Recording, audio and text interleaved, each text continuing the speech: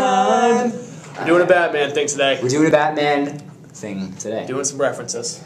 Okay, so this video will be about what we think the next Batman franchise should tackle and what they should focus on. Don't get us wrong, the other, the Nolan franchise, fantastic. Great. Okay. Okay. So, basically, when you think of, the Batman directors, I don't think anybody thinks of, like, Schumacher as, I like him. No. The main two were Nolan and Burton.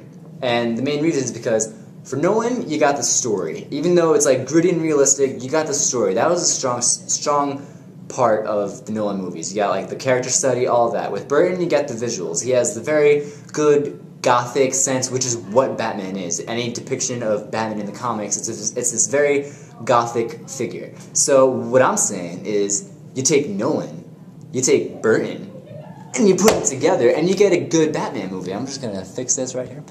And you get a good Batman movie. And, yeah, that's basically what I'm saying. I think it's a great idea. I mean, you combine them both together. Another thing I want to bring up that the next franchise movie should have, I want some villains. That's what I want. I love the whole, that we're focusing on one villain. Focus on two villains if we're lucky. Focus on 4 villains. I want a bunch of villains. I want a thriving city of hate and craziness. Everyone knows Gotham is going up the ass, man. Everyone knows it. You got the top tier villains. You got Penguin. You got Two-Face. You got the Joker. You got Riddler. I understand that. But guess what? There's a bunch of other villains that you could throw in there. Black Mask. You got Firefly, I think. Firefly. You got Hush. You got Harley Quinn. You got Killer Croc. You got Clayface. I want a Harley Quinn to my Joker. Just give me that. One. I would love a movie depiction. You even got the little ones no one even knows, like the ventriloquist with Scarface. He's got no powers. He's crazy. But he's got a Scarface. He's crazy. That's all I want to see. They still rape people. They still kill people. They still try to steal money. Everyone knows in the show, right in the beginning, you got those 3 robbers that always blow up the bank, and you're like, oh no, they're gonna get it. I want those guys. I want them. I want to see what they're doing. I also wouldn't mind Calendar Man. I wouldn't mind him. I think that'd be pretty cool. They could pass. Just a little thing. Yeah. The next thing we think the new franchise should focus on is Robin. We need one. Okay, so Joseph Gordon-Levitt, JGL or Jiggles, as we like to call him. We call him Jiggles. We think that for what he did in the Nolan films, it was good, but he wasn't Robin. He was not Robin. He was taking up a symbol for himself. He wasn't Robin. Chris O'Donnell in the Schumacher movies, that was not Robin. We don't even call him an actor. That was. I'm not getting into it. But the Batman movies, there's been 7 movies without a really good depiction.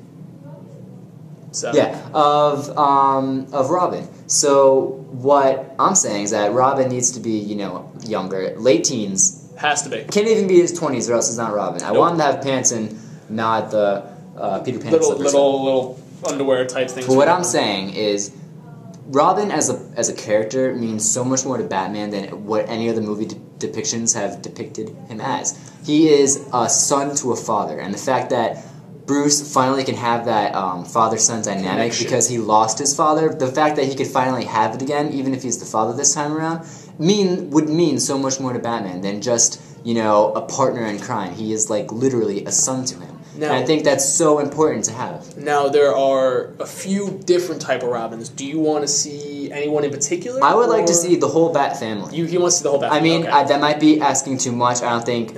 I mean, maybe if we don't do it... Maybe we're making the movie. Yeah, sure. Maybe if they don't do it in a trilogy, but if they do it like, they James Bond did, where it's just like keep making movies after.